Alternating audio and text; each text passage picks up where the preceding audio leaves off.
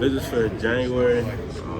We got an official visit set up for Oregon, which is going to be January 27th through 29th. So that's what 2 days before I commit. So we had to get that one out the way, and then we're going to see if we can do something the 7th through 8th.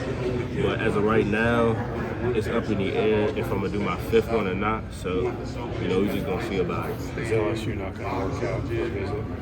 Most likely not.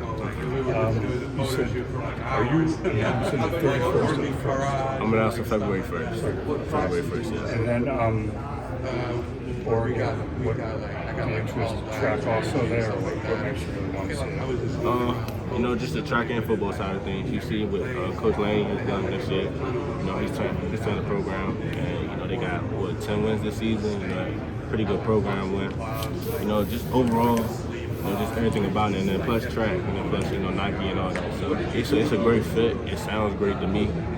Just for what I'm trying to achieve and stuff. With the track and football aspects. You got the best of both worlds there. Have you spent much time with the track coach there talking? Yeah, I have. And what's your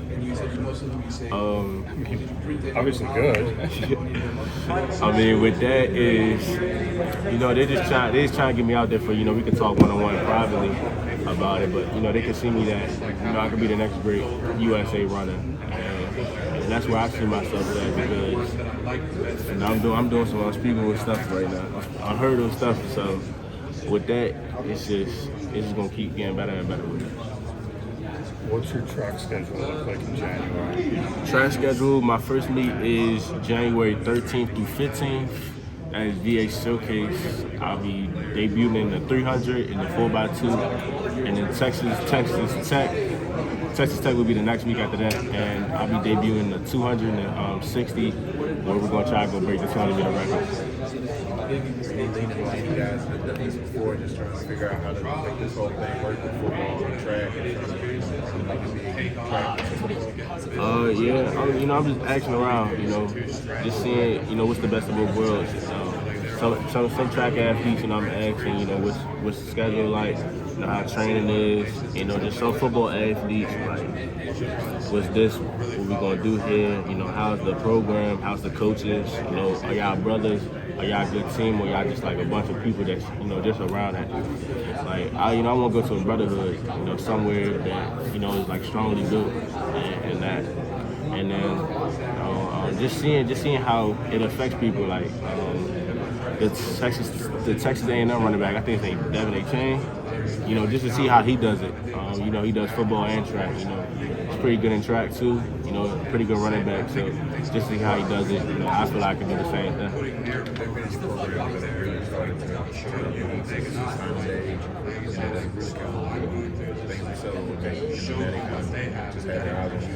Oh yeah, everybody's turned up. It's kind of getting crazy, but over the holidays, they kind of chilled a little bit. But then once that Monday came, we back on conversation, we back on phone texting and all that. So they just really trying to see where I'm going, and where my mind's at. I'm trying to find and get on clues, throwing jazz here and there and stuff, but I already set my date. The school that's going to really know is probably going to know before I commit. So we're going to see what happens with that. What's up? Really good at factors that decision and what school you pick? Say that one more time. What's really going to factor that decision? What's going to really come down to for you to lock in with somebody? The factor is the best of the three worlds. Academics gotta be good and strong, because my occupation I want to do, orthopedic surgeon or neurosurgeon. You gotta have a great exercise science and kinesiology major. With that, football, I can't go to like a building school, so it doesn't really matter to me. I could be building or already built. I went to Carroll, and if y'all know who Carroll is. Carroll was, Carroll was, I think, was 4-6 when I came there. We went 8-5 my freshman year. We went 13-1 my junior year, and then we went I think it's 10-2, 11-2 my next year. So You know, I went to programs that, you know, had struggled in the past, and then once we got there, you know, we rebuilt it. We won Carroll 2 championships and all that. So then that's that. And then track and field. You know, I want to go to a place. It doesn't have to necessarily be a great team, like overall talent. I feel like if I commit somewhere, the talent's gonna follow. But if your coach is good, then you're gonna be straight. Like the coach is the number one part. Then, you know, talent separates itself with that. I wanted to ask you more track coaches or football coaches? Football coaches call more. Hey, you know, I probably because, you know, track season just started, so track coaches probably gonna be calling, but, you know, it's been mainly football, and then, you know, the track coaches were filling on the side. Who calls you more, reporters or coaches?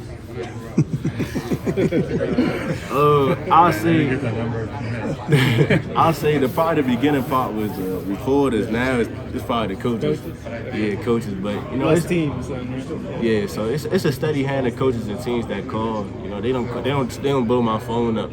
Like, they don't always try to do that. You know, they try, you know, make sure if we talk on Monday, you know, we talk the next Monday after that. They're not calling me Monday, Tuesday, Wednesday, Thursday. Like, they're not blowing it up for real. Let me ask you a serious question. You want to be a surgeon? You're an orthopedic surgeon. Sir. Have you talked to the pre-med department at all these schools already that you consider? Oh yeah, definitely. I've emailed them. I've talked to them. You know, personally, I've talked to the directors of all of them. My mom has, my sister has, my auntie has. You know, so we already got that straight with all the departments and that. So they all got really good programs. And that it's just that, you know, which major, I can go into kinesiology or I can go into exercise science. It really doesn't matter. Both can get me to the same place. You know, the goal is to really go to med school for that. And, you know, both majors can get me to that. What is it about Oregon that intrigues you? What it is about Oregon? Hey, when I went there, it was amazing. You know, the breath of fresh air. Like you don't smell that a lot. It smells real good. You know, I go to DC. DC smell nasty sometimes. Yes, it does. Yeah, I haven't been. But with that, and then it's just like politically, it really is probably the best of both worlds in terms of, you know, track facilities, football facilities, you know, just the whole brand of things. But it is nothing to do in Oregon, so, you know, you're gonna be locked in for real when you go there. Football specifically, where do we stand on the position of the tight end, DN, and how the coaches on the football side play along with that? Okay, so with that, I'm most likely gonna be playing. I'm playing tight end receiver in college, so I'm gonna be playing a hybrid of both. You know, depending on the formation, you might use inline tight end, slot, X, Z. You know, all of that. And then, So you done with the pass rush and stuff? Oh, nah, I ain't say that. Okay. You might see me on a couple defensive snaps, you know, just going to rush the quarterback. But for me, and then for my sake, and then all the coaches that, you know, we talk to, you know, they want to see me on the offensive side. You know, I got great potential with both sides, and, you know, a lot of people want to see me on the defensive side, but, you know, 250, 260, 245 ain't gonna work in my favor because, you know, the bigger you get, the less the speed declines, and that's the biggest part of my game is the speed. And then this week, offense, I'm assuming? Yeah. Okay. Mm-hmm. I might play a little defense. You never know. How do you balance that? Because for track you have to be leaner. As in football, is that just you go to offense? Is that the simple answer? So with that is, you know, I went from the end of football season, I was at 238, and I'm at probably like 231, 230, around that range. So, Yeah, me too. I mean, with that, you do got to get leaner, but, you know, in college it'll probably be different because, you know, they probably going to put lean muscle on you. So I could probably stay in the range and, you know, both sports. But, you know, it's easier with all the, you know, the nutritionists and stuff with it. Right. Maryland, what did you see where they finished their class? What did you notice? You know, a lot of flips. And, you know, that's good. That's good for, you know, the DMV. You know, to see people, you know, from your own area, you know, stay and help the home team. And that's what they want to see me do. That's what a lot of people want to see me do. You know, they want to see me, you know, just stay home. You know, build something different at Maryland. Because if you see the talent that comes out the DMV, just imagine they stayed at Maryland, and then you can just see that Maryland can take over. Maryland can probably be, you know, competing for a national championship. If everybody stayed, you know, in the next 2 to 3 to 4 years, probably 2 to 3, you know, give or take, you know, how we all bond and how we all play. But you know, just with that, they're keeping people at home. That's the best part. You know, they're recruiting from outside, but you know, the main thing is that they kept a lot of people home. And thoughts on, I mean, you might as well go South Carolina, Michigan, start with South Carolina. Has their message changed, or is it same old? Same old, but you know, it's starting to pick up. You know, I see the the recruits coming in, the transfer portal. You know, they bringing in a lot of good players, or they bringing a lot of players.